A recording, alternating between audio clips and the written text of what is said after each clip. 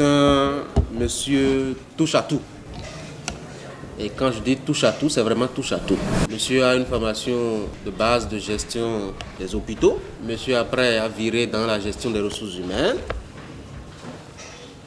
Entre-temps, monsieur a eu quelques envies littéraires qui lui sont restées jusque-là.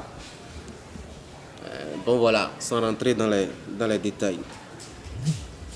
Monsieur est aussi touché par tout ce qui est poétique, ou tout ce qui est poésie.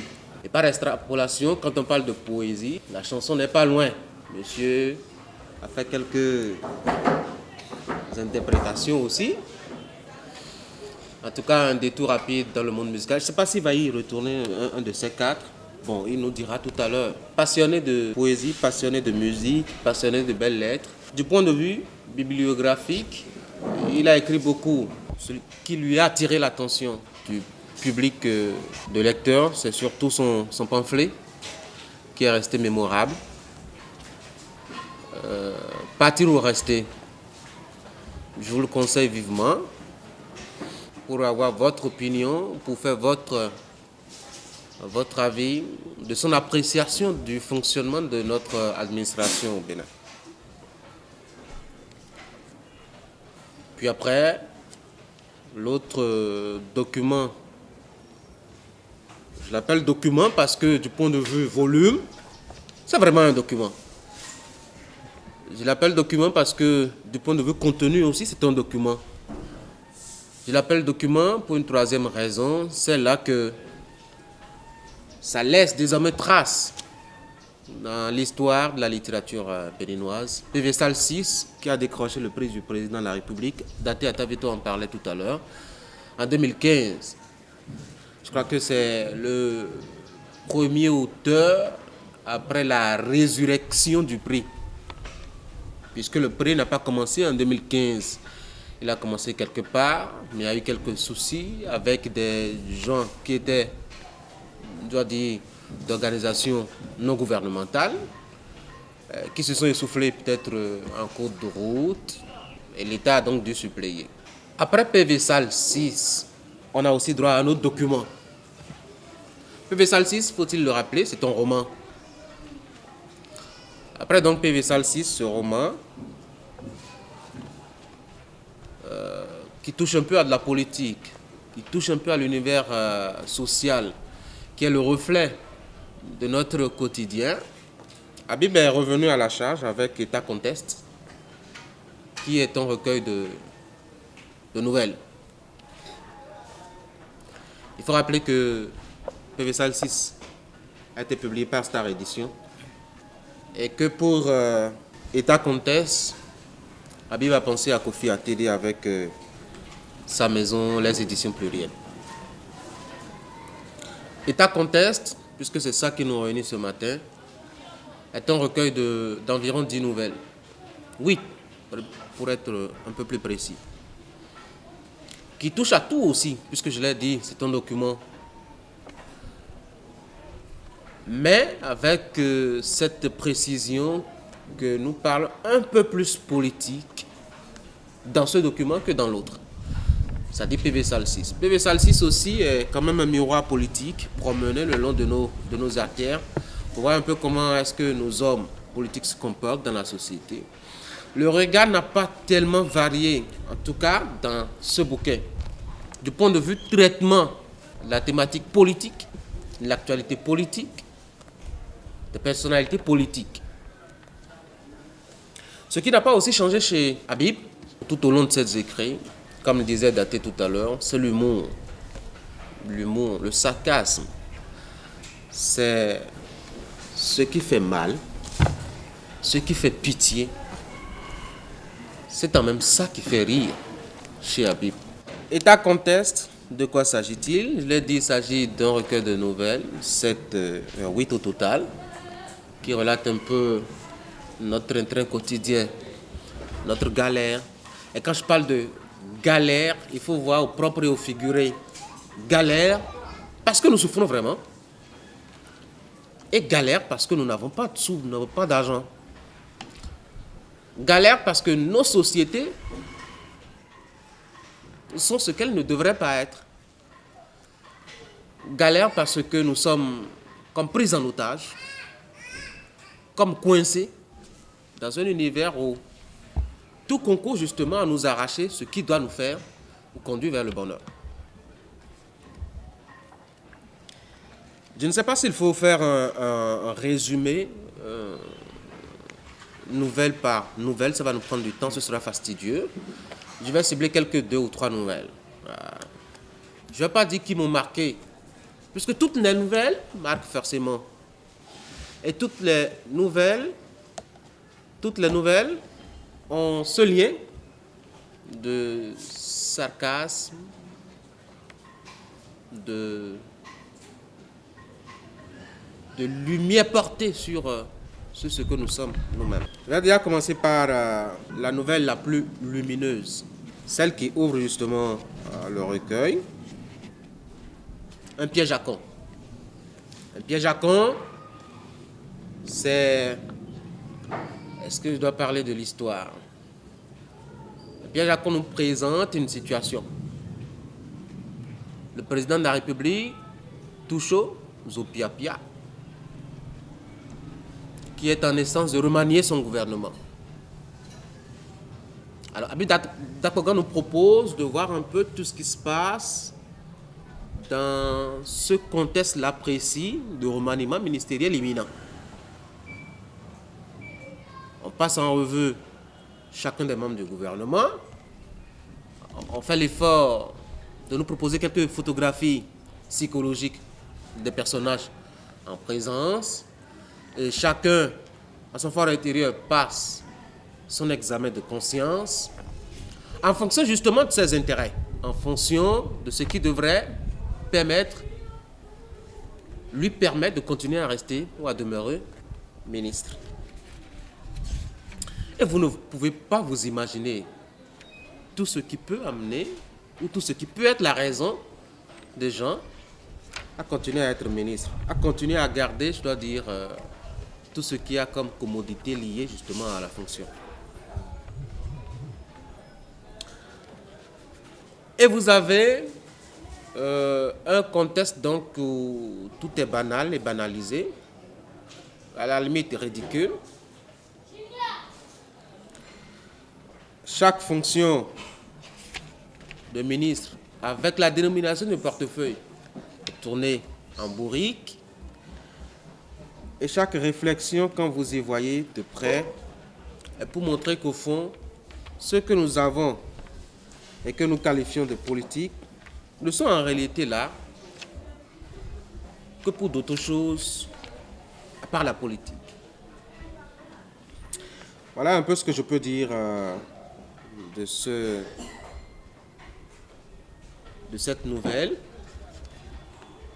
Vous avez des gens qui font beaucoup de démarches, notamment occultes, pour continuer à être ministre. Des gens qui sont capables de ramper pour être ministre.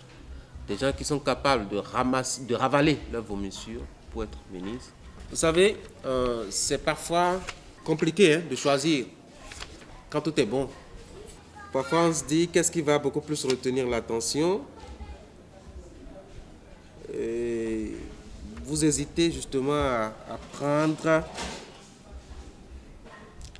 Voici par exemple un extrait qui caricature au mieux cette réalité que ceux qui ne sont pas encore en politique, qui sont de l'autre côté du pouvoir, c'est-à-dire pas aux affaires, sont des plus lucides, en tout cas du point de vue de notre appréciation. Dès lors qu'ils sont de l'autre côté, on ne sait pas quelle est cette force qui les oblige à changer. Je ne sais pas s'il a fait ou si la personne a fait exprès de publier l'extrait justement sur les réseaux sociaux. L'extrait est passé rapidement, même si les gens se sont trompés sur l'auteur. Alors, c'était la page 16. J'ai compris ceci depuis mon arrivée. Peu importe d'où tu viens, lorsque tu arrives dans les couloirs du pouvoir, nez à nez avec l'argent frais, il ne faut plus bavarder. Ce n'est pas bien de bavarder quand l'argent est là. Prends-le d'abord. Sinon, d'autres viendront le prendre et tu commenceras à t'énerver pour rien. Et après, fais ton devoir. Maintenant, quand comme moi, tu n'as jamais de devoir à faire, alors il faut que tu ailles grossir le rang des majordomes de luxe du chef de l'État. En d'autres termes, convertis-toi en membre permanent de toutes les délégations, suiveur délégationniste, ironise les journalistes. Deviens donc applaudisseur attitré, rieur professionnel, surtout quand rien n'est drôle, promoteur du salut japonais, louangeur imperturbable, empereur de la genuflexion. Vous voyez un peu l'accumulation d'expressions. C'est ça le style de l'auteur. Habib a ce goût de la description et du portrait. Je vous laisse justement vous plonger dans le bouquin pour voir un peu comment est-ce qu'il dresse le portrait de chaque ministre. À l'instant où on veut remanier le gouvernement, ou à l'instant où le conseil devrait commencer, qui précède justement le remaniement ministériel. Donc beaucoup d'accumulation d'expressions, beaucoup de précision et de détails surtout sur la réalité. De quoi en tout cas vous accrocher jusqu'au bout. J'ai envie de vous parler de le 100e discours où Habib Dakogan a fait une projection sur 50 ans. Moi, je trouve que c'est un peu trop tôt. Ça, c'est mon avis. L'écrivain est libre de faire ce qu'il veut, d'écrire ce qu'il veut. Mais quand on prend notre contexte sociologique, notre contexte social, culturel, 50 ans, ma foi, pour la projection qu'il a faite, reste très peu. Quelle est cette projection? Et d'imaginer qu'une femme devienne présidente de la République. On est en 2016. Son ouvrage est paru en 2015. 2016. 2015-2016. Plus 50 ans, vous voyez un peu l'horizon où on est. Fondamentalement, avec les réalités autour de nous, est-ce que vous pensez que véritablement on aura une femme présidente de la République chez nous? C'est ça qu'il a un peu imaginé. Et voyez-vous, lui-même n'est pas tellement convaincu de la réalité de la chose que le portrait qu'il dresse de la femme qui devient présidente de la République n'est pas des plus plaisants. Écoutez un peu, hein. C'était la page 148. Les qualités physiques de Lise Dogbé avaient largement milité en faveur de son élection en 2056. Elle avait en effet grandi son estime auprès de l'électorat féminin, puisque les femmes n'eurent aucune raison d'être jalouses. Beaucoup d'entre elles la prenaient d'ailleurs pour un homme. Elle n'en était pas trop loin, tout bien considéré. Ses 40 ans, plutôt jeune pour une présidente de la République, son érudition, elle était brillante politologue et son idéal révolutionnaire avait séduit les étudiants et intellectuels irresponsables qui refusaient de prendre la corruption comme elle venait, ceux qui tenaient à continuer de marcher sur les pieds alors que tout le monde marchait sur les mains depuis fort longtemps. Voici le portrait qui me plaît bien de partager avec vous. Le passage que j'ai proposé tout à l'heure, c'est surtout sur cet aspect des femmes qui ne sont pas jalouses. Vous voyez ce qui conditionne un peu l'élection de la femme, c'est qu'il faudrait d'abord que les femmes ne soient pas jalouses de son physique. C'est l'élément principal.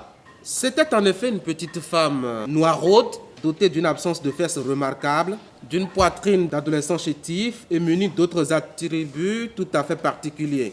Un crâne rond, menu comme un poing d'enfant, rasé sans le moindre artifice, prolongé par un fond altier, martial, enveloppant presque entièrement deux minuscules lumières perçantes empreintes d'une aride sincérité presque animale, et qu'on était obligé de prendre pour ses yeux, faute de mieux.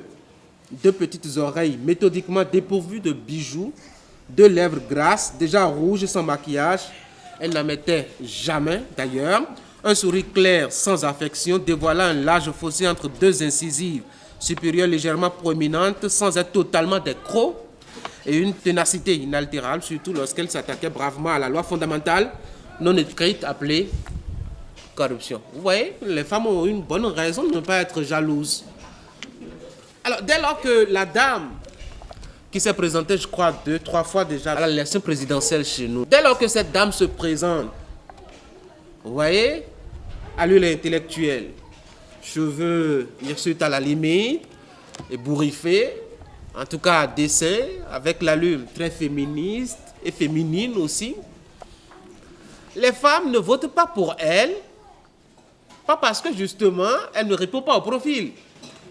En tout cas, quand je m'en tiens justement à la description que fait Habib Dakogan, les femmes ne votent pas pour Marie-Élise Bédot parce qu'elles ressemblent trop à une femme. Et parce qu'elles sont jalouses peut-être du charme de Marie-Élise Bédot. Alors, je ne sais pas s'il y a des femmes qui sont parmi nous ici, qui veulent être président de la République. Vous devrez changer de look. Je ne sais pas comment est-ce que ça va se faire. Vous appelez peut-être un bon boxeur du quartier qui vous arrange le portrait. Ça va vous aider un peu pour que la jeune féminine vous accepte davantage et vote pour vous. Voyez un peu la projection faite. Je ne vous dirai pas la suite, tout ce qui s'est passé par rapport justement à la présidence de cette dame. C'est vrai qu'il a fait l'effort d'évoquer un nom qui nous permet quand même de situer du point de vue géographique et dans l'espace de quoi est-ce qu'on est en train de parler et d'où est-ce que ça se passe. Je crois que je vais m'en arrêter là. Orlan, c'est elle qui va nous proposer quelques séquences de lecture. Allez. Le ministre des Ondes communicantes garde toujours son sourire enjoué et fier de lui. L'argentier essuie du revers de la main 2 gouttes de sueur malgré le froid cassant de la salle. Je ne sais que penser des autres, ni de moi. Ai-je participé au désastre d'une manière ou d'une autre? La question est là. Mais il y a des moments où le cerveau ne donne plus de réponse. Le président ouvre le calepin devant lui et contre toute attente. Je commence par vous, monsieur le ministre des Ondes communicantes. Oui, monsieur le président, fait-il avenant sûr de lui. Vous avez vendu mon image moins chère à travers le pays et de par le monde. Vous m'avez vulgarisé. Vous avez fait de moi un Eyadema, un Mobutu, un Bokassa, moi, un démocrate. Lors des rencontres internationales, mes pères rient sous cap en me voyant venir. Ces dictateurs qui savent soigner leur image, ces éléments modificateurs de constitution, tout ça veut maintenant me faire la morale. Le monde à l'envers, quoi. Même la procureure de la CPI commence à me regarder avec un certain intérêt. Mais monsieur le président, il fallait nous donner de la visibilité. Je ne vous ai jamais dit que j'étais invisible. Je vous ai dit de faire de la communication, pas de me transformer en télévision. Et quand je suis allée à Paris rendre hommage à mon ami Charlot, vous m'avez montré en train de pleurer, n'est-ce pas? Non, président, ce sont les réseaux sociaux qui... Et puis quoi encore? On s'en fout. Si un réseau social m'embête, vous n'avez qu'à le fermer. Un réseau social est difficile à fermer, président. Vous voulez même corriger mon français? Non, président. Et il paraît que je ris à tout venant lors des rencontres internationales et que je quémande l'attention et l'amitié de mes confrères de l'Occident. Et vous n'avez rien démenti. N'étiez-vous pas au courant? Non, monsieur le président. Vous avez foutu mon job en l'air. Vous êtes viré. Cette entrée en matière sème le désarroi dans l'assistance. Si le plus confiant est grillé comme un maigre poulet, c'est que pour nous qui restons, il ne faut plus rêver. Le ministre Naguère Guilleret laisse choir sa tête sur la table. Font-ils en larmes? Oui, vous, ministre de la Paix. D'abord, quel titre ridicule. Oui, c'est moi qui vous ai nommé, et puis quoi encore? Vous n'avez pas d'oreille pour entendre que ça résonne trop drôle. Vous, c'est au carrefour que vous m'avez transformé en bouffon, en clown. Il ne me manque plus que le bonnet et le nez rouge. Vous avez ruiné ma crédibilité en exposant des photos drôles de moi avec vos formules de con. Et puis, vous devriez savoir que je ne pouvais pas vous garder plus longtemps, n'est-ce pas? Après ce crime que j'ai tout fait pour étouffer, vous vous êtes permis d'aller à la télé, d'aller bavarder tout le temps. J'ai longtemps entendu que vous démissionnez de vous-même. Bon, de toute façon, qu'on se pende ici ou ailleurs, hier ou demain, l'essentiel c'est de se pendre. Mais chut, vous êtes viré.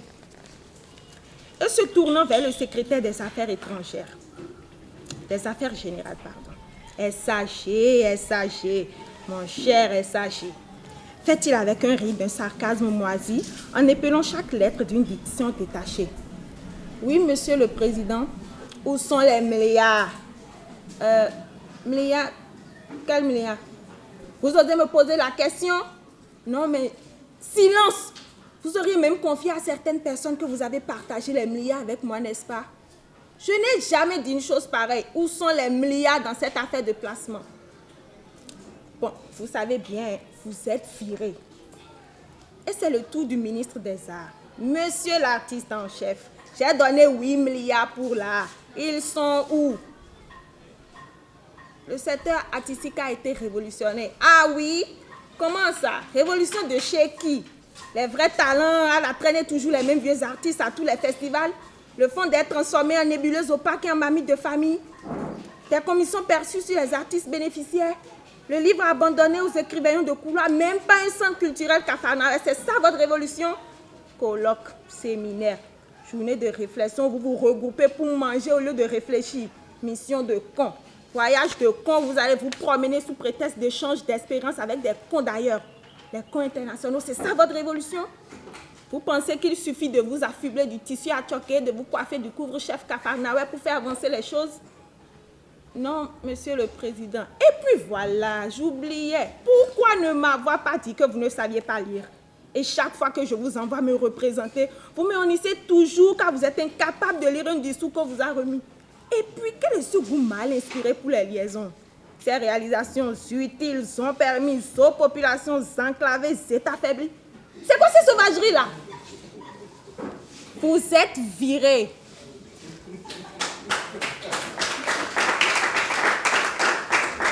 C'est aussi ça. Enfin, c'est principalement ça.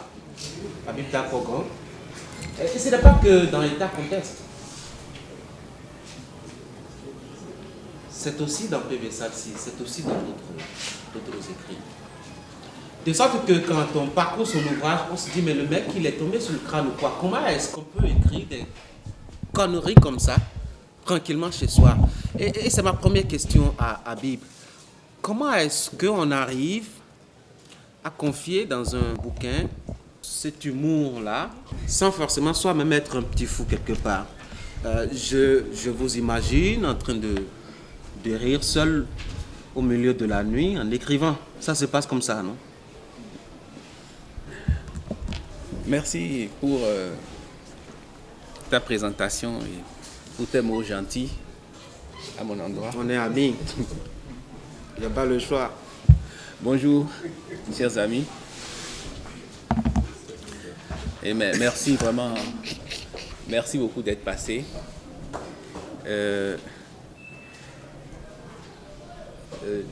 Daté a planté un peu le décor tout à l'heure en parlant d'humour. Bon, moi, je pense que si on veut faire semblant de ne pas pleurer, il faut rigoler. Parce que ça permet d'avaler la pilule qui est amère. Et nous savons tous que dans notre environnement, dans nos environnements d'Afrique noire, nous sommes des individus tiraillés, nous sommes des individus déchirés, nous sommes des individus qui se cherchent. En réalité, nous n'avons pas de raison d'être contents, d'être heureux.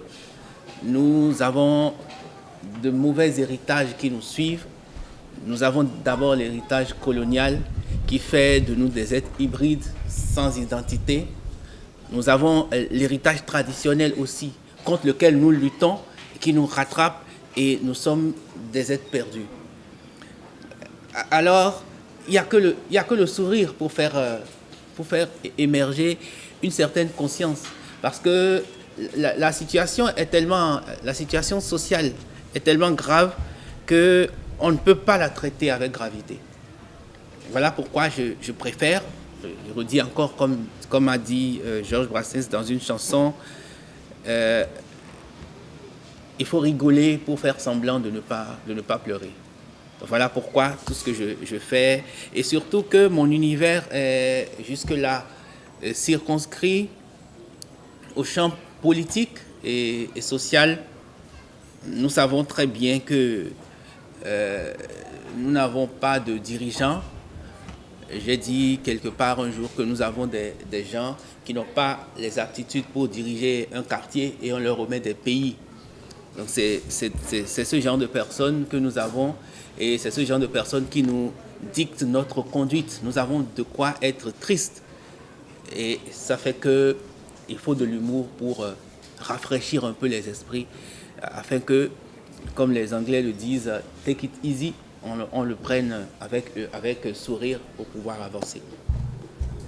Voilà, c'est ce que je peux dire d'entrée de jeu à la question de Tanguy. C'est pas, ça me permet de... Non, tu n'as pas répondu à ma question. Comment ça se passe la nuit quand tu es en train d'écrire ceci? Et qu'est-ce que tu attends justement des gens quand tu écris toutes ces conneries-là, justement? Oui, voilà. Je tourne cette fois la langue avant d'écrire, en fait, la plume avant d'écrire. Et je m'écoute. Mes phrases, je les réécoute. Et je considère que je suis mon propre lecteur. Je suis exigeant. Je me dis, est-ce que si quelqu'un d'autre écrit et tu écoutes, est-ce que ça te fait plaisir? Est-ce que ça te donne envie de sourire? C'est comme ça que j'écris toujours. Donc je reviens toujours sur mes phrases et même les situations les plus graves, je reviens toujours là-dessus. Je lis, je me lis et je me demande si c'est suffisamment drôle et je reprends. Oui, ça me fait sourire. Parfois, ça me fait rire vraiment.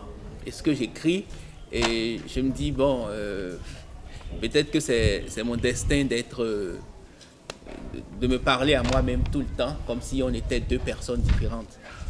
Et voilà.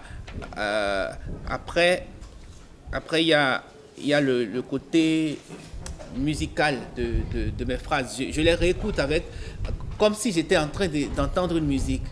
Alors, si la phrase n'a pas la longueur qu'il faut pour être rythmée, je reprends. Je reprends jusqu'à être satisfait de ce que je fais. Donc, ça peut prendre le temps que ça prend. Et voilà. J'avais vu, en tout cas dans l'extrait lu tout à l'heure, j'ai constaté deux choses. La toute-puissance du chef. C'est-à-dire que c'est carrément le terroriste qui est là présent, qui martyrise ses collaborateurs. Et cette attitude aussi des ministres qui se laissent se marcher dessus, qui rampent à la limite. Et je me demande, est-ce que vous aviez consulté un proche pour savoir ce qui se passe dans une salle de conseil des ministres? Ou est-ce que vous avez des gens qui vous filent des infos? Ou c'est toujours l'imagination? Parce que parfois, ça colle si bien à la réalité que on se demande si vous aviez été un jour ministre. On se rappelle de cette situation qui a fait le tollé, et même beaucoup de bruit jusqu'à la télévision nationale avec cette affaire de Charlie, qui revient par exemple dans cet extrait, où on peut le dire sans grand risque aujourd'hui, le président Boni Yayi était allé quelque part marcher pour soutenir et marcher contre le terrorisme. Une photo mal prise a été mal interprétée. D'ailleurs, on l'a montré en train de s'essuyer le visage. Les gens disent qu'il pleurait.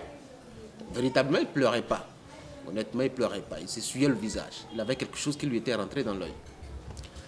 On retrouve cette actualité-là, par exemple, dans votre bouquet. Et tout de suite, on a envie de faire l'extrapolation. Est-ce que c'est de Boni Yayi que vous parlez quand vous parlez de toutes choses au pia-pia? Alors, en 2006, quand Yayi était venu au pouvoir, il y avait cette fièvre autour. Et tout le monde répétait, ça va changer, ça a déjà changé. Et je me souviens, j'ai écrit dans Fraternité, quelques mois après, que j'avais peur de l'idéologisme. Parce que l'idéologisme, c'est la science des idéologies et ça génère que des slogans. Et les slogans ne nous amènent à rien qu'au culte de la personnalité et au désastre. Je l'avais dit déjà en 2006.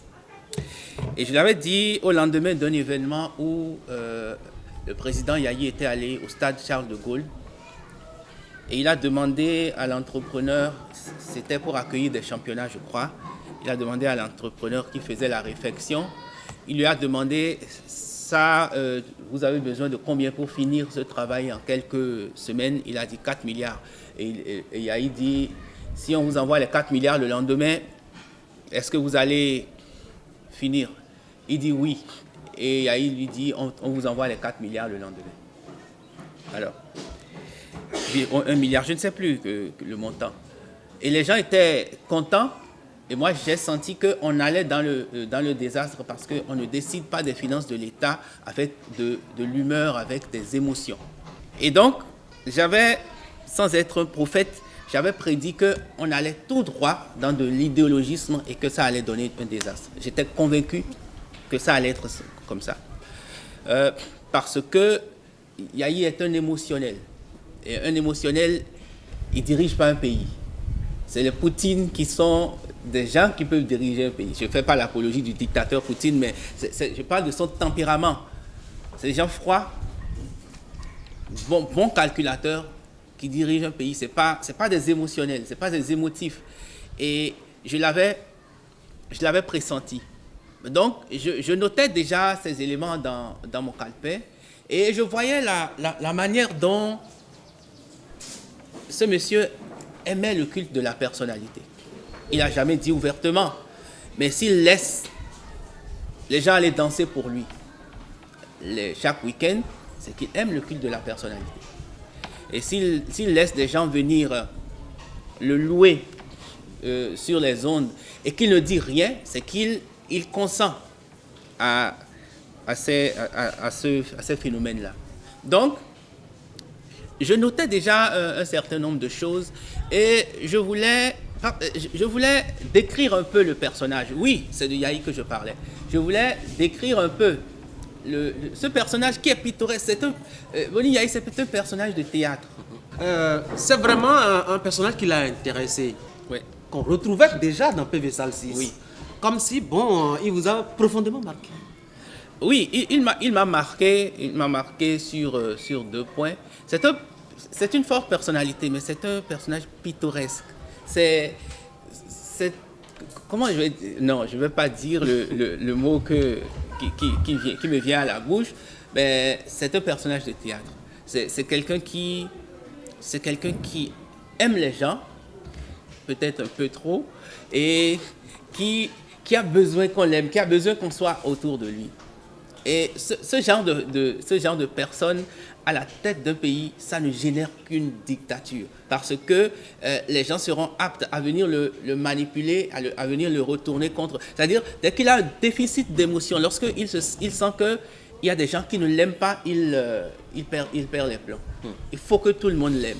C'est une forme de, entre griffes, pathologie qui... Comment? Qui malheureusement... a conduit les affaires de notre pays pendant 10 bonnes années. Et voilà. Donc, je voulais quand même ne pas qu'on passe sous silence ces pans de l'histoire de notre pays. Il faut qu'on sache que à chaque fois, nous avons eu des personnalités, des personnages différents. Et j'en ai parlé, je suis revenu sur une nouvelle, un problème de paix. J'ai essayé de classer un peu les différents présidents que nous avons eus. Parce que il faut que nous sachions que nous avons besoin d'être dirigés. Nous avons besoin d'être dirigés.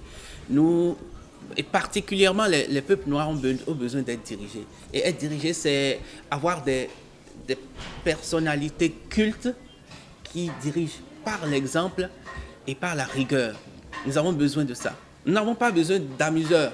Nous n'avons pas besoin de proclamateurs, de pasteurs. On n'a pas besoin d'annonceurs de bonnes nouvelles. On a besoin de personnes sérieuses pour diriger nos pays. Et ça me taraude l'esprit. Et ça fait que je me dis, qu'est-ce que je peux faire?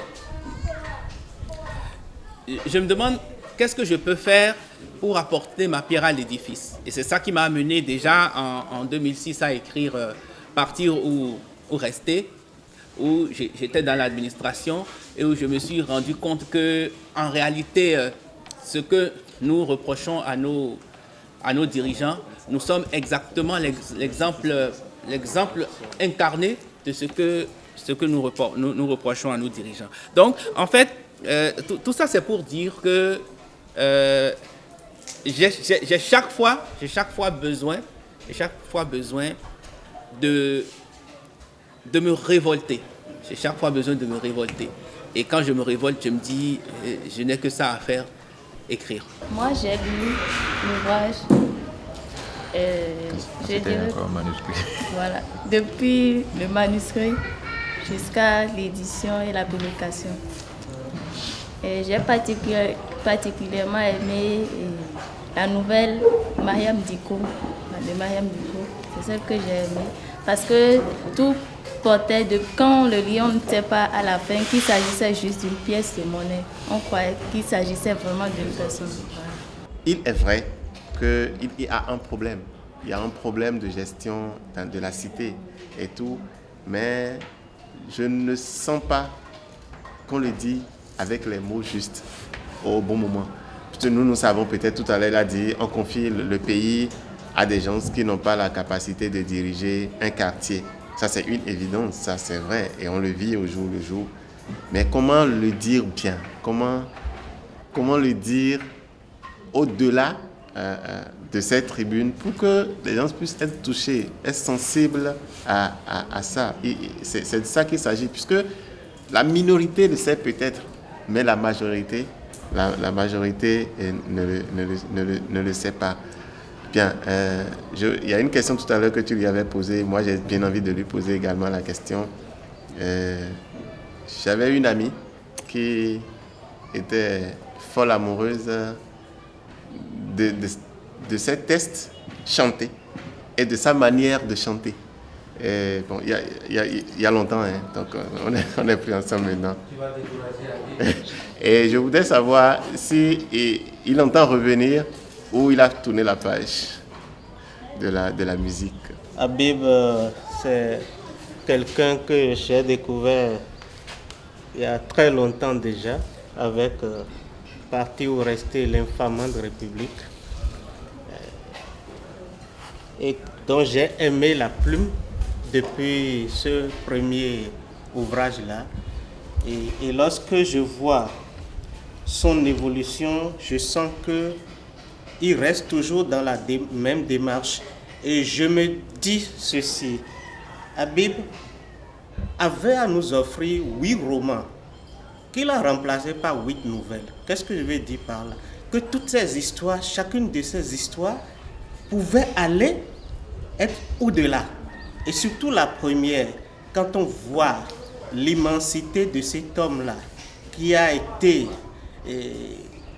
à la tête de ce pays pendant 10 ans, tout ce qu'il a laissé comme héritage, entre griffes, dans le sens où il nous l'a présenté, je pense qu'il pouvait aller au-delà. J'ai comme l'impression que la première nouvelle a un goût d'inachevé. Il y a encore à écrire sur cet homme-là. J'ai lu le remaniement de Edgar Zissou Okiki. Je pense que lui, il s'est focalisé sur Kérékou à l'époque et il nous a donné tout ce qui se passe dans le couloir des remaniements, comment les intrigues, comment les ministres se comportent. La démarche est la même, mais ici, l'humour est plus poussé, l'ironie est plus poussée, la bêtise est plus poussée.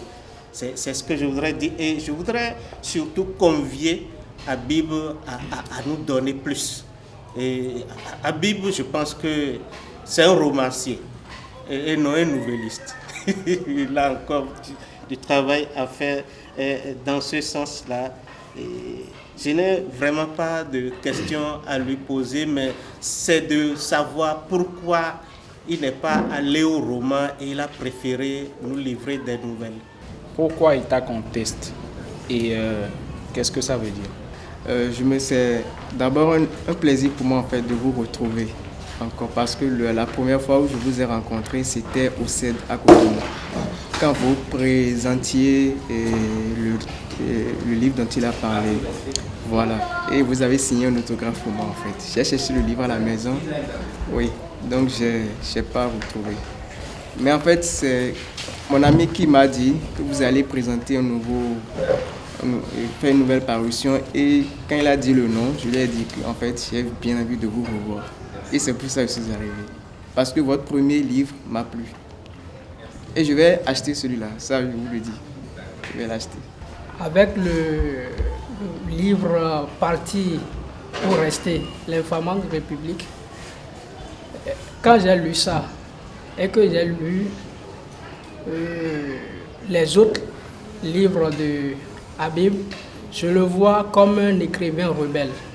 L'autre chose que j'ai remarqué dans les publications de Habib, c'est que c'est un écrivain qui, dans son imagination, essaie quand même de rester collé à l'actualité de son environnement. Et je me demande, moi je me dis, pourquoi il choisit l'imagination, le roman, les nouvelles, au détriment de l'essai. Moi je le vois plus essayiste que romancier. Pourquoi ce choix? Est-ce que c'est pour avoir la liberté de tout mettre, de fructifier votre imagination, tout ça, que vous avez choisi d'être romancier? Ou bien il y a une autre raison derrière? Sinon, moi, je vous vois plus qu'essayiste, étant donné que tout ce que vous décrivez dans vos publications, dans vos romans, ça colle à l'actualité. Et c'est difficilement détachable de l'actualité. Vous auriez pu être un bon essayiste. Je voudrais savoir si, par exemple, pour un piège à con, dans le livre, vous n'avez pas parlé du Bénin directement. Vous aviez trouvé d'autres noms, un nom pour le président et tout ce qui suit. Mais devant nous, là, vous avez dit oui, que c'est de Boni Yahi que vous parliez. Pourquoi ne pas l'avoir écrit? Ou ça poserait plus de problèmes écrits? C'est pour ça que vous l'aviez dit d'une autre manière. Elle le dit simplement ici, c'est pas aussi grave que... Je ne sais pas, je voudrais le savoir.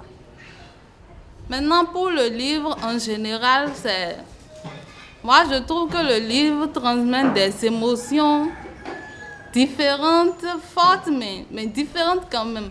Par exemple, pour la femme, le 100e discours. J'ai vu une femme, on a parlé d'une femme qui est devenue présidente, mais j'ai senti que c'était pas ça le fond, ce quoi vous vouliez que le lecteur se focalise.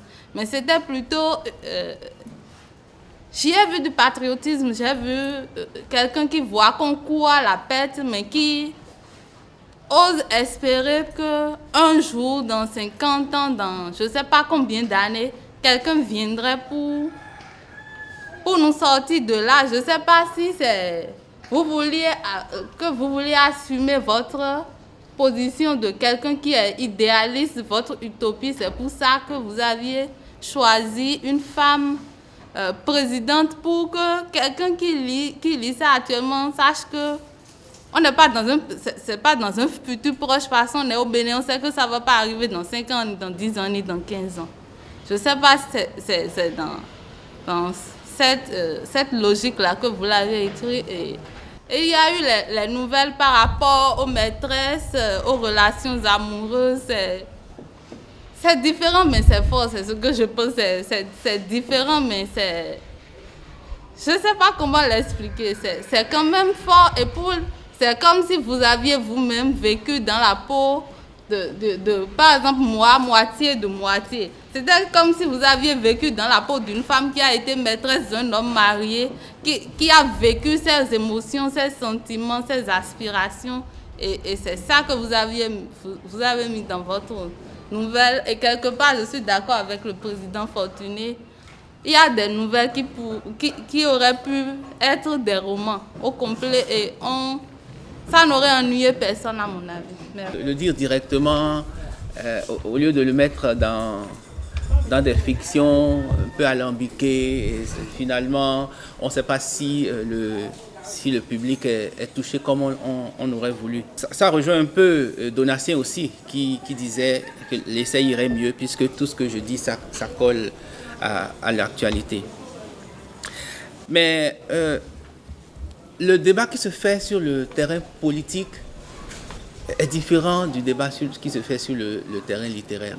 Le débat qui se fait sur le terrain politique ne peut pas porter, parce qu'il y a des antagonismes politiques tranchés. Et sur le plan politique, la vérité disparaît très vite au profit des intérêts. On peut pas mener un débat franc sur le terrain politique sans être taxé très vite de partisans. Et si vous êtes taxé de partisans, c'est qu'on estime que vous économisez de la vérité au profit de l'intérêt.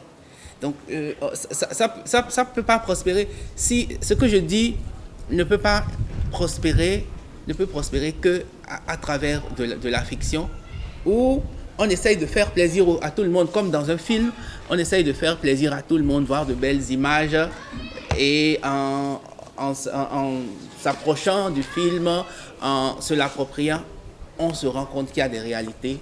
Et je pense que ça touche un peu plus. C'est vrai ce qu'il dit, parce que il y a de moins en moins de vrais lecteurs. Bon, tout le monde est lecteur aujourd'hui de smartphones, mais il y a de moins en moins de vrais lecteurs qui se laissent imprégner par une histoire qui les touche et qui les transforme. Mais voilà, on n'a pas le choix. Je pense qu'on doit continuer de faire de la fiction, quitte à ce qu'il y ait des mesures qui incitent les gens à s'approcher des œuvres de fiction. Par rapport à la musique, je me souviens que Gontran avait pris une de mes chansons pour accompagner une pièce de théâtre. J'imagine que c'est avec la fameuse fille qui a fini par partir. Oui, bon, c'est vrai qu'à un moment, c'était devenu difficile de tout concilier, en fait, musique, littérature et le travail de bureau, parce qu'il faut vivre aussi, quoi. Donc, ça fait que j'ai mis un peu en veilleuse la musique, parce que je voulais aussi retravailler un peu ce que je faisais, parce que je vis dans une permanente remise en cause. Donc j'ai voulu un peu retravailler tout ce que je faisais, et ça m'a amené à faire le tour des télés pour arrêter la diffusion de mes vidéos et tout, pour retravailler tout ça. Donc voilà un peu. Donc comme un jour, Francis Cabrel a dit qu'il arrêtait de chanter, et 2 ans après, il a sorti un album. Donc, donc je peux rien dire. Voilà. Alors pour le président Fortuné, oui, je suis totalement d'accord. Mais étant donné que je suis très lent à l'écriture, je pense que si je m'attelle à 8 romans, il y a 7 qui vont sortir à titre posthume, je serai déjà mort. Donc, c'est pourquoi, étant donné que les histoires me tenaient à cœur, j'ai essayé de faire des condensés, et j'ai essayé de les traiter en nouvelles en mettant des fins brusques et inattendues. Ça donne parfois un goût d'inachevé, mais voilà, je voulais passer le message, en fait. Alors, oui, pourquoi le titre État conteste? En réalité, j'ai mis un titre un peu ambigu pour titiller un peu les imaginations. En fait, il y a un monsieur qui était un spécialiste. C'était un spécialiste, il avait des aptitudes dans un domaine précis. Il était très fort, il était imbattable. C'était un alcoolique. Il a réussi l'exploit de faire 64 bouteilles de béninoise, et il a marché pour rentrer à la maison. Oui, en une demi-journée environ. Donc il a marché pour rentrer à la maison. Donc les gens disent que c'est un dieu. Et un jour, il a commencé à apprendre que il y a quelqu'un dans l'autre quartier qui a fait plus. Et depuis qu'il a appris ça, il n'est plus tranquille. Il dit, oh, on ne peut pas boire mieux que lui. Donc, il est allé un jour le rencontrer. Il est allé assister à un de ses exploits dans le bar où le gars régnait comme un roi. Il est allé assister à un de ses spectacles. Et après, quand on assiste à un spectacle d'une personne qu'on admire, il est allé le voir, puisqu'ils font la même chose. Donc, il est allé le voir. C'est des confrères. Oui, c'est des confrères. Donc, il est allé le voir pour lui présenter ses félicitations, lui demander comment il fait. Donc, voilà, quand il est allé le voir, donc, le premier alcoolique, c'est Joe Getchedo. Il est allé voir l'autre. L'autre s'appelle Boris. Il s'appelle Boris Elsin Aminovitch. En fait, oui, il s'appelle Boris Aminon. D'accord? Mais comme il était tellement célèbre, on lui a donné le nom d'un président célèbre qui était très alcoolique aussi, Boris Elsin. Et on a ajouté Aminovitch pour faire russe. Donc, il est allé le voir. Joe Getchedo, qui a suivi le spectacle, ne peut rester insensible. Il s'approche de Boris Elsin.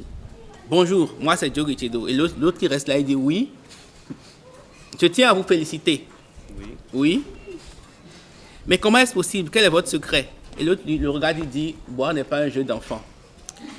Il dit, je sais. Et l'autre lui dit, mais tu as bu combien de bouteilles en 4 heures, toi?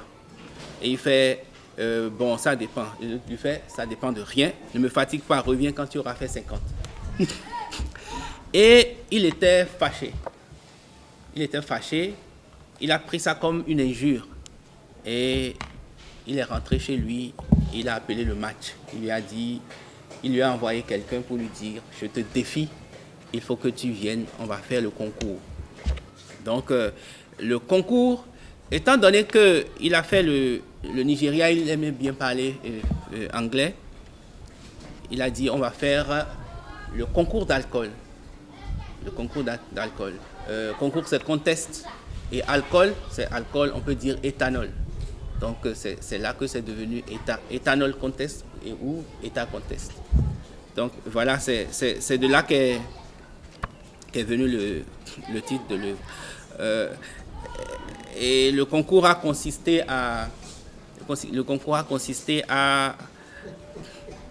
les mettre chacun sur une table et à compter le nombre de bouteilles qu'ils vont abattre avant. Et au même moment, on compte le nombre de bouteilles et on compte le nombre de citations sur l'alcool. Justement, et parlant de citations, j'en ai repéré quelques-unes.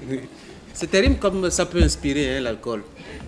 Genre, le principe, c'est de boire, mais en même temps de donner des citations avec des références. Bon, c'est vrai que quelque part, l'un des acteurs a dit, si on doit vraiment s'aventurer sur ce pan-là, ça va être vraiment compliqué. Oui, il a dit ici, limitons-nous aux citations, n'allons pas vers les auteurs, parce que sinon, voici 3 citations de la compétition. Première citation, l'alcool est le pire ennemi de l'homme, mais la Bible nous enseigne d'aimer nos ennemis. Frank Sinatra. Bon, après ça, on a contesté pour dire on ne va plus donner donc les références. Deuxième citation, par exemple. Pour savoir qu'un verre est de trop, il faut l'avoir bu. Courteline. Et puis, troisième citation.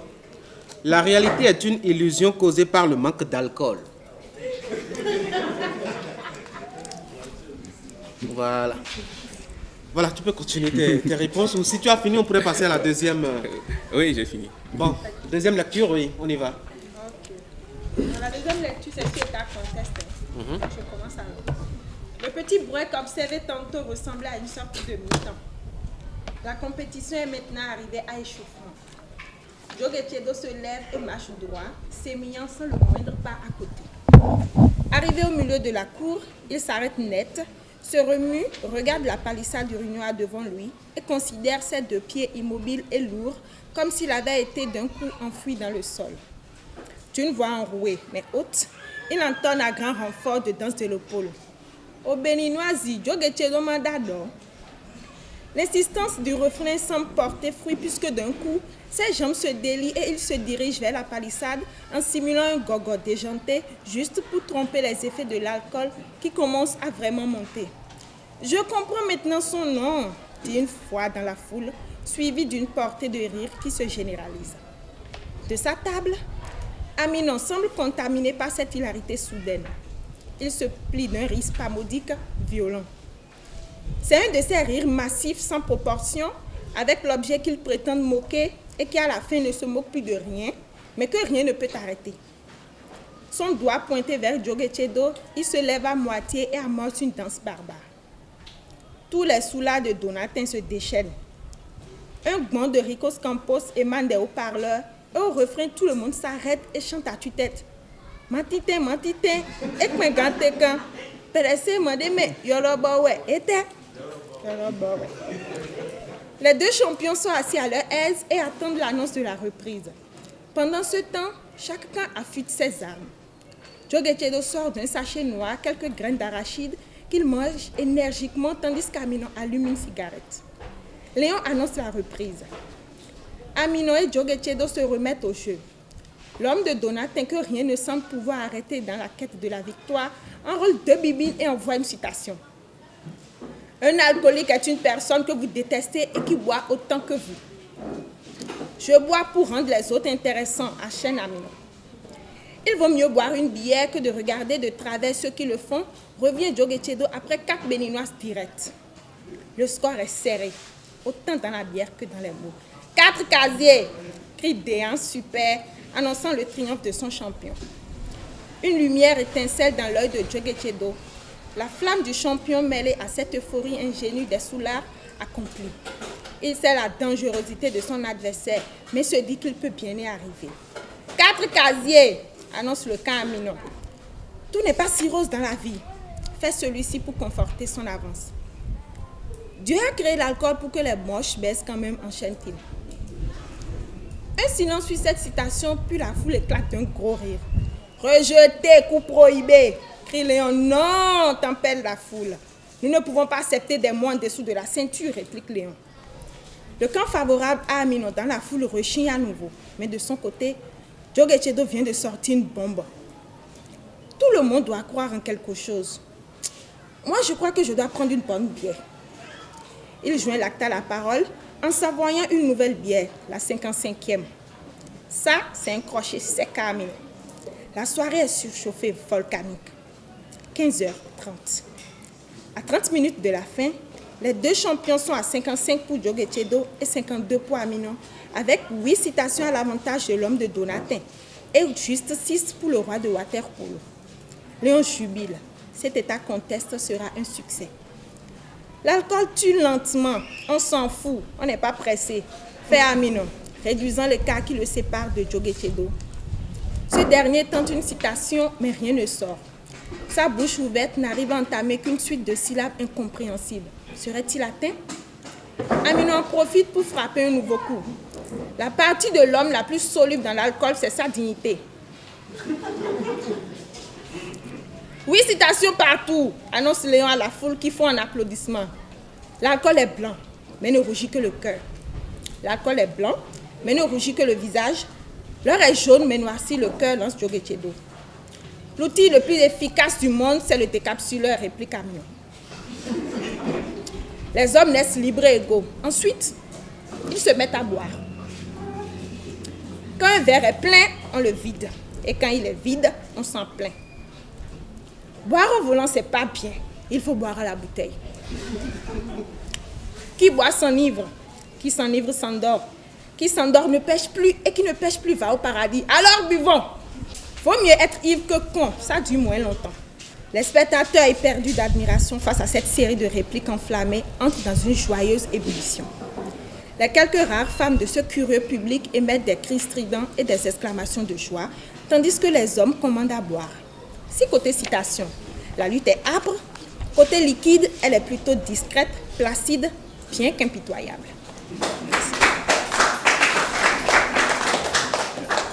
Il y a 2 citations qui m'ont intéressé, même si, bon, les compétiteurs ont dit que rien ne doit descendre dessous de la ceinture. Dieu a créé l'alcool pour que les moches baisent quand même.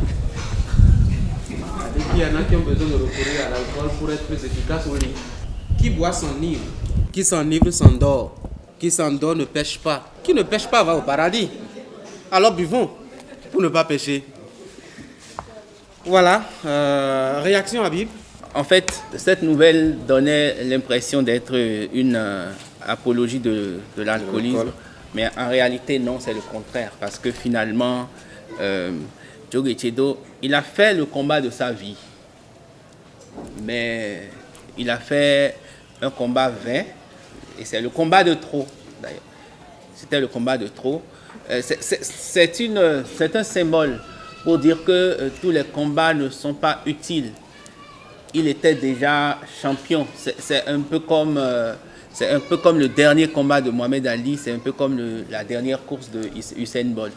En fait, il était au fait de sa gloire et c'était devenu orgueil pour lui de voir quelqu'un d'autre boire mieux que lui. Où est le problème? Donc, finalement, il a gagné parce qu'à la fin, quand ils étaient à 10 cm de la ligne d'arrivée, parce qu'après la compétition, après boire et dire des citations, il faut marcher sur une vingtaine de mètres. Et pour un alcoolique, marcher droit sur une vingtaine de mètres, c'est un exercice inouï.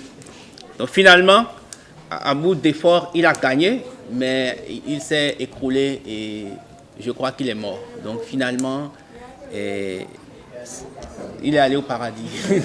Donc finalement, sans péché. Finalement, on se demande à quoi servent les combats que nous menons. Voilà, c'était le message que je voulais passer. Voilà. Question? Il y a des questions. Il restait des questions? Oui, il restait des questions. On y va. Donc voilà, pourquoi État Contest, c'est ça qui nous a menés là. Merci et Fabrice pour le témoignage. Donatien, oui, la question de Donatien revient un peu à celle de Gontran. Pourquoi l'essai?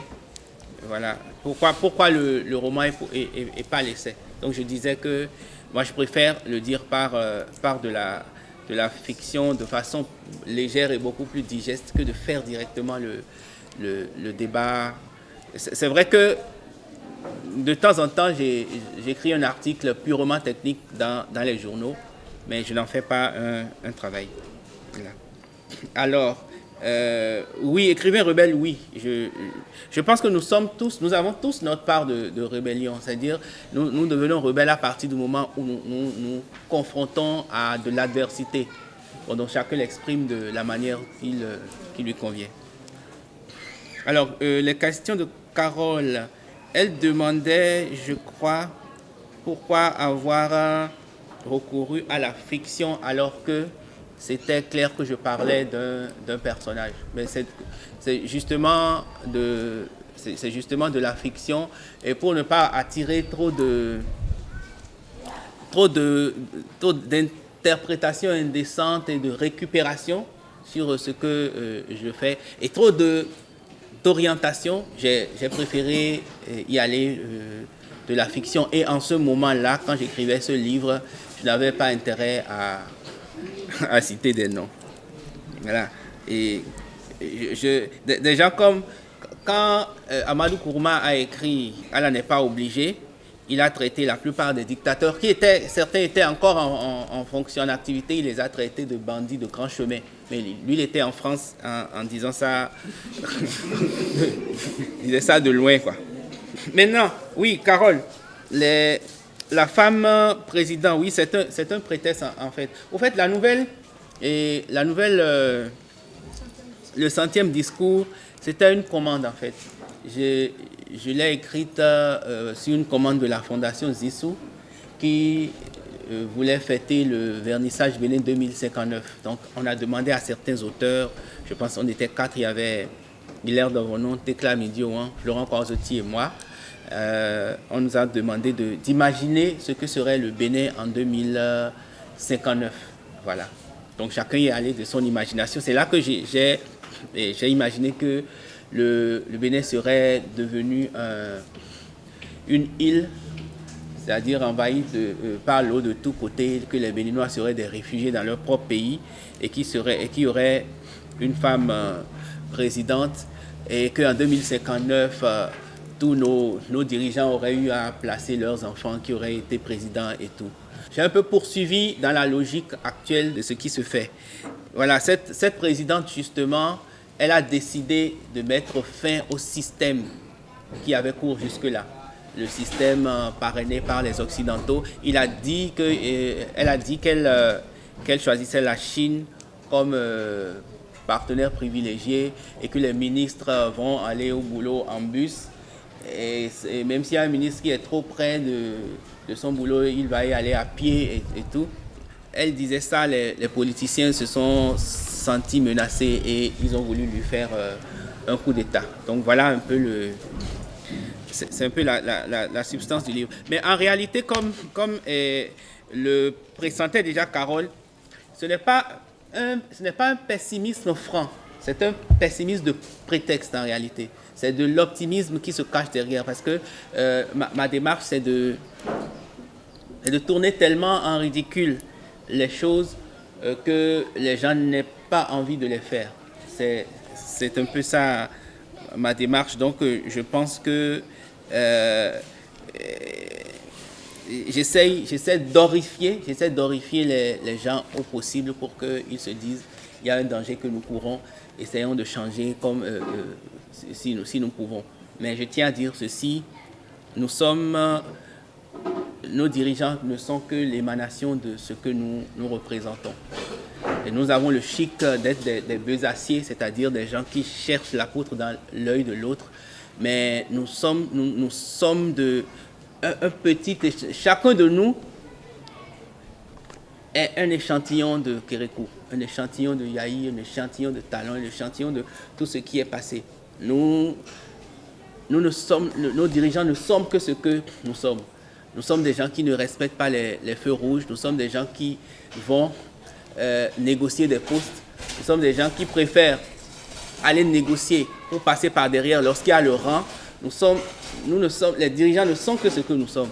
Et nous nous énervons parce que nous nous rendons compte que ils sont comme nous et nous pensons qu'ils veulent nous faire du mal parce que nous ne sommes pas, excusez-moi, des personnes honnêtes. Je pense que tout ce que nous disons, il faut que nous apprenions d'abord à faire le changement en nous-mêmes. Tout part de là.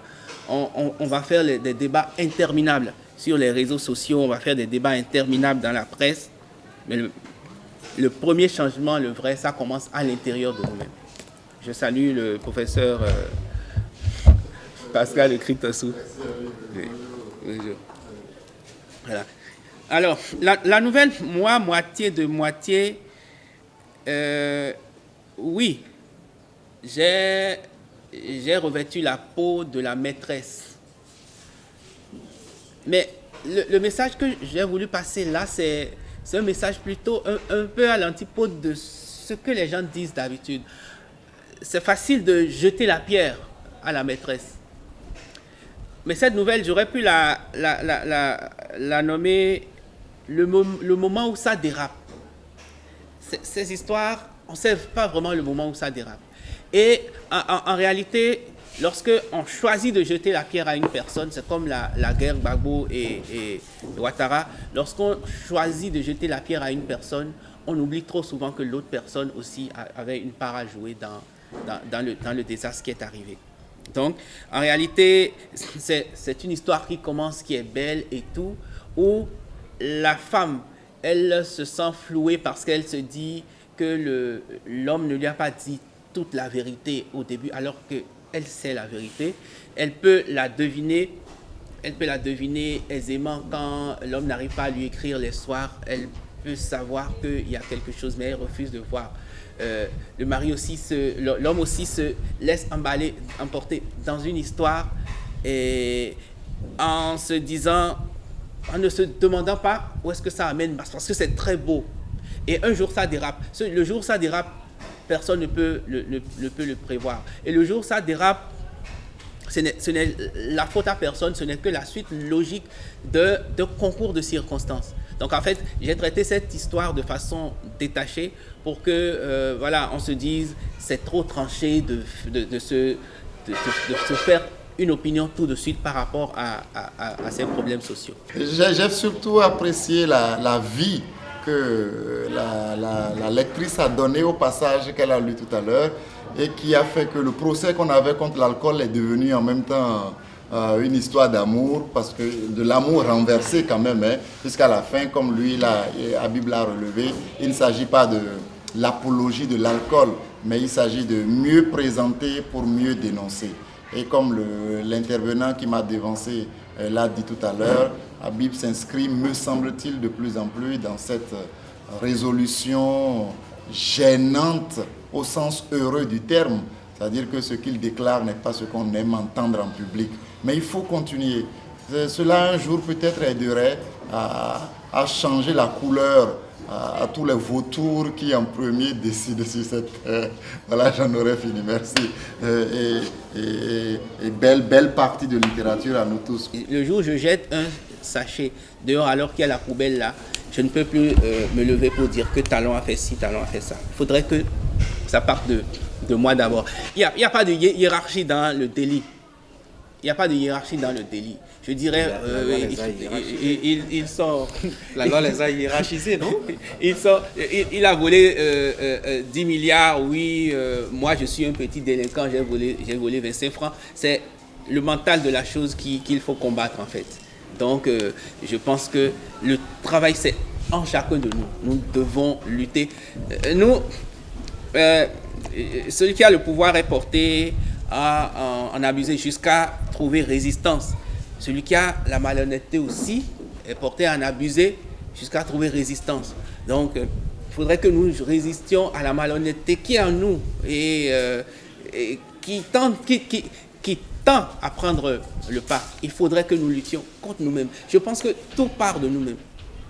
On a beau jeu de passer nos journées sur les réseaux sociaux à faire de la veille. Il y a des veilleurs qui sont...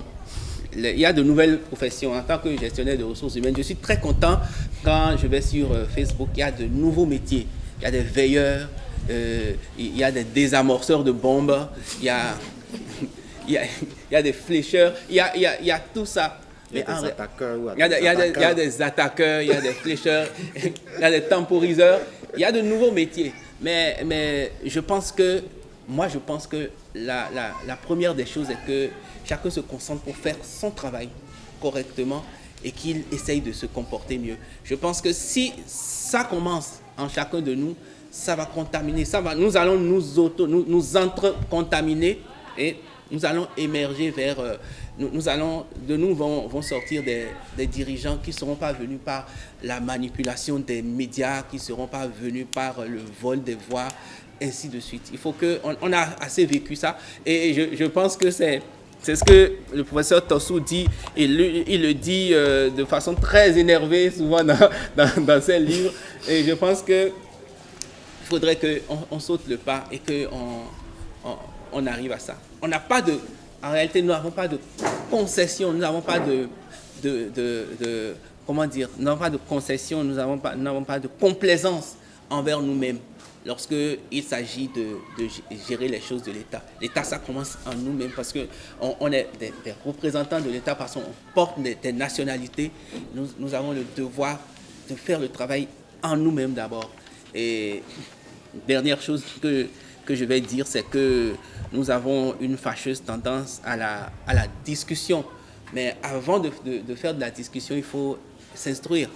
Donc, il faut que les gens aillent chercher un minimum de savoir avant de revenir faire de la discussion. Notre jeunesse, elle est encline à la discussion, à beaucoup de mots et surtout à des insultes très vite. Quand la contradiction arrive, vous voyez des gens qui se réfugient derrière des insultes et tout. Je pense que si nous voulons parler de démocratie, il faudrait que le maximum de personnes aient de l'instruction et que les gens cultivent la noblesse de leurs idées, qu'ils arrêtent de manipuler les pauvres populations. Au lieu de manipuler les pauvres populations, il faut réserver un peu des ressources qui servent à ériger des immeubles inutiles. Il faut que ces ressources servent à leur donner de l'instruction pour qu'ils participent à la démocratie. Voilà. Merci. C'est vous. La remarque est bien là que ça aime beaucoup parler politique dans ses ouvrages, avec cette propension à tourner en bourrique justement des personnages publics connus, facile à identifier d'ailleurs dans le contexte béninois. Habib, en guise de conclusion, moi je vais poser une question ou deux peut-être. Oui, ça reste un extrait. Oui, adjugé. Toussaint Louverture.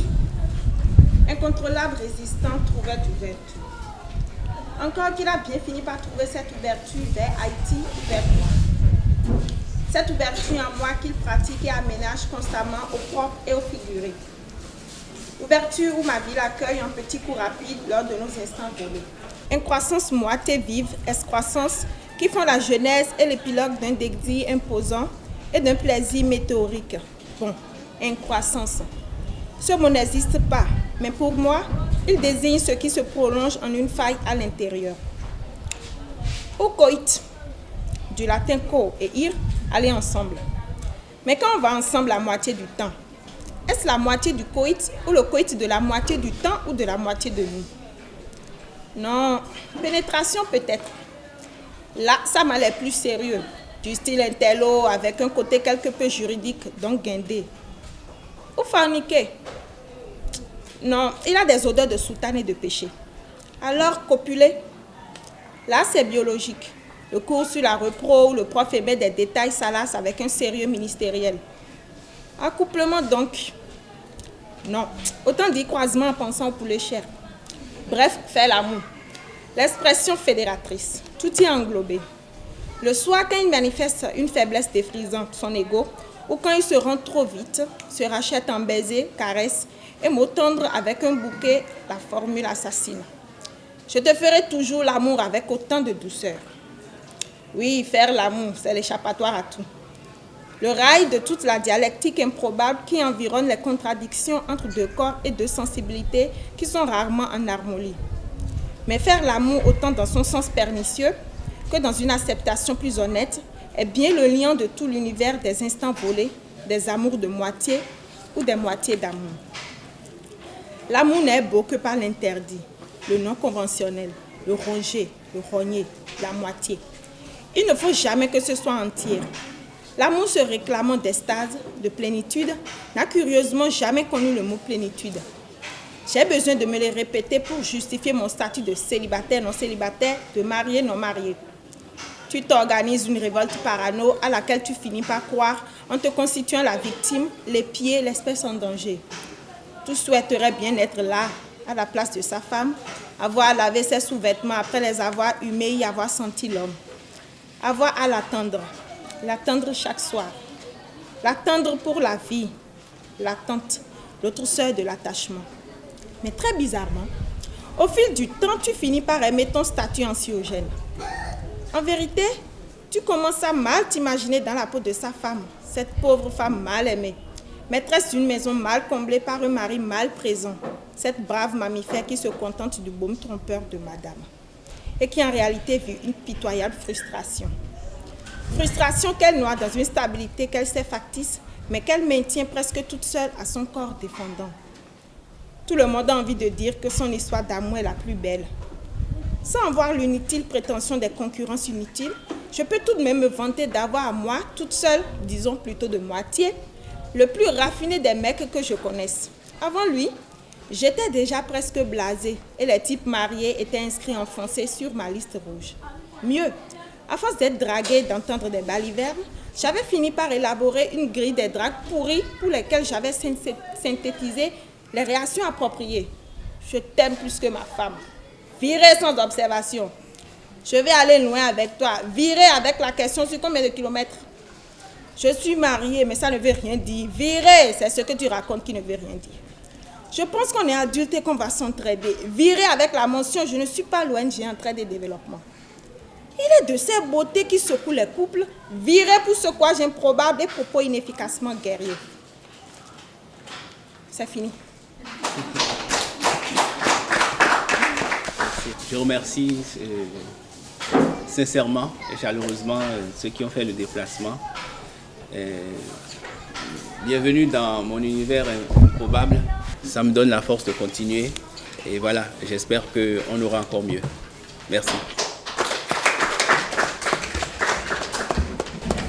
Merci Tanguy, merci Abid, merci à tous. Merci au directeur Kofi APD, au président portugais de ça.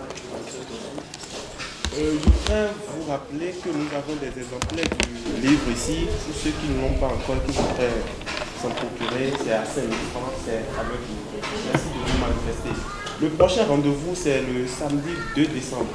Nous vous dirons par les canaux que vous connaissez, l'auteur et le livre qui seront en l'honneur. Merci et bon week-end à vous.